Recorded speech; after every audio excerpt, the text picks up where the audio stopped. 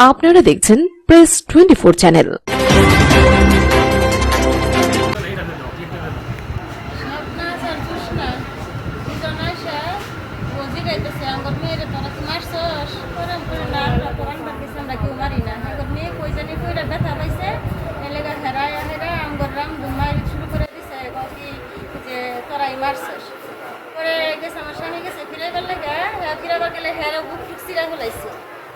আমি তো এটার মধ্যে নাই, আমি কেমনি কি করবো? পরে আমার টাইম না শুরু ধরে শেষ দুর্বুজনকে নিয়ে আসো, মানে মাথা পিঠো বাজরা এটি আমার কিছু হয়েছে না। জুসনা শাবনাস পরে আগুন অজুপা শাবনুর জুয়েলাইয়া পরে বাড়ি বাইরানি ছুটে যেমন মেয়ের শরীরে লাগছে বাড়িতে দিব লাড়ি লয়েছে আর কিতা লয়েছে বলা চেন আসিল, চেনটা নাই, চেনটা খুলে লয়ে গেছে। আর এরা বলে বাড়িঘর জ্বালাই দিব, এরা মানে প্রতি সবসময় করে, সবটার মধ্যে আছে মানে এইরকম সমস্যা ধরনের করে। আমরা কিছু জানি না, তবু আমরা এরা সমস্যা করি। আওয়ামী লীগের সদস্য আগের থেকে আমার লোকের যে কোনো পারমিশন হ্যাঁ তো ই করে সামনে যে কোনো পারমিশন করে সেটা দিত। আর এই যে জুয়েল এই যে লাইন করলে হেন করে হ্যার বাড়িতে থাকে, এমপি করে দাঁড়াইছিল, হ্যার বাড়িতে থাকে এনের থেকে হ্যাঁ একটু জোর দেখায়, পাওয়ার দেখায়। এই পাওয়ার দেখায়, এই পাওয়ারের ছুটে সবসময় আমার উপরে ক্ষমতা দেখায়। আমার জোয়ান ছেড়িয়ে সবসময় টাইনা লই যাবো গা, টাইনা নিবো, হ্যান করবো তেন করবো। এটা কয়, এটা তো সবসময় মেনে নেওয়া যায় না। এটা প্রতিবাদ যদি খালি জিগাবার যায়, জিগাবার গেলে হেরা নানান রকমের হ্যাঁ যতটি গোষ্ঠী আছে, কালাসেনের বউ নামের একজন আছে, হ্যাঁ আবুল, এরা সবসময় মাদক টাদক খায়, মাদক টাদক গেছে, এরা সবসময় এরা এই জুলুম করে। আমরা তো প্রতিবাদই করি, আর আমার তো কেউ নাই এখানে, তো আমার কেউই নাই, শুধু আমি আর আমার মেয়ে। আর এরা পুরো গোষ্ঠী ধরে মানে আমরা তো করে রামগঞ্জ নামে বাড়িতে সাংবাদিকরা যায় যদি যে এই মহিলাটা কেমন, তাহলে আমার নামে গুলো বের হবে। আমি কারোর সাথে কোনো কথাবার্তা করি না, সত্য নামাজ করি, আমি কারোর সাথে ঝগড়া বিপদ কোনো ঝামেলা জড়াই না। মানে 2 দিন আগে ওই ঘটনা করছে, 2 দিন আগেও যাটা কথাবার্তা কইছে, আয়া লাগতে আইব, টাইম না নিব গা, মানে আজকে শুধু আমরা জানি না কি হয়েছে। আমি রান্না বসেছি, মেয়ে কোলার পরে এই কোলের পরে যায় মাছ দিতেছে, এরকম টাইমে হারা আয়া হেরা কি আমরা বলে হ্যাঁ মেয়েরে মারছি, আমরা তো মেয়ে মারি নাই, মেয়ে দেখি নাই আমরা। বাধ্য করে বিএনপি কি বিএনপি ভালের নেতা বা নেতা বা মানে বন্ধ ভাষায় গালা করে হেরা কি নেতাটা হয়েছে, নেতা কয়দিন থাকবো, নেতার বাড়ি ঘর জ্বালাই দিয়া মানুষ কুবাই দিয়া যায়। আমরাও করবো, আমলিকেরা বলে আমার স্বামী করছে কুবাইছে, ও না হেরা কুবাই বাড়ি ঘর বাইরে হয়েছে, বাসার যাইলে হেরা দেখবার পাইবেন দরজা মরজা হেরা কুবাই দিয়ে গেছে, জানলা কুবাই দিয়ে গেছে।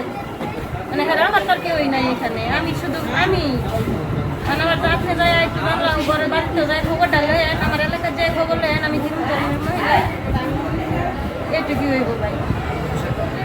মানুষ মানে একটাই, আমরা বিএনপি করে আমরা 17 বছর ধরে এই নির্যাতনের মধ্যে আছি।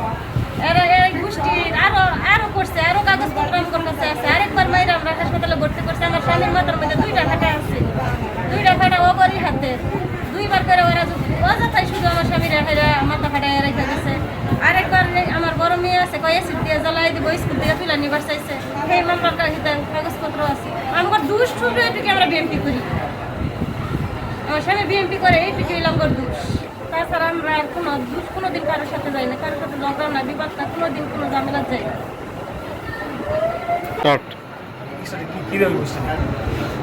আজকে হঠাৎ করে জুম্মার পরে ওরা একটা সুযোগ নেয় পিচ্ছি বাচ্চা নিয়ে। ঘটনা হচ্ছে ওরা বাচ্চাকে লেলাই দেয় আমার বাড়ির সামনে ময়লা ফেলাচ্ছে গাছ ছিঁড়ার জন্য, মানে বিভিন্ন এগুলো দেখা যাচ্ছে। আমরা প্রতিবাদ করতে গেলে বা বলতে গেলে হ্যাঁ তারা দেখা যাচ্ছে একটা মানে সংঘবদ্ধ হইয়া এই তো আওয়ামী লীগ পরিবার, সামনাজের মা, ওয়ার্ড নেত্রী কত আছে, তারা বাড়িঘর ছেড়ে পাচ্ছে। হ্যাঁ তারা বিভিন্ন সময় এই যে ডিস্টার্বগুলো করে, দেখা গেছে আমরা তো দেখা গেছে হাইকমান্ডের ইশারা আমরা কিছু বলতে পারি না, ভালো মন্দ।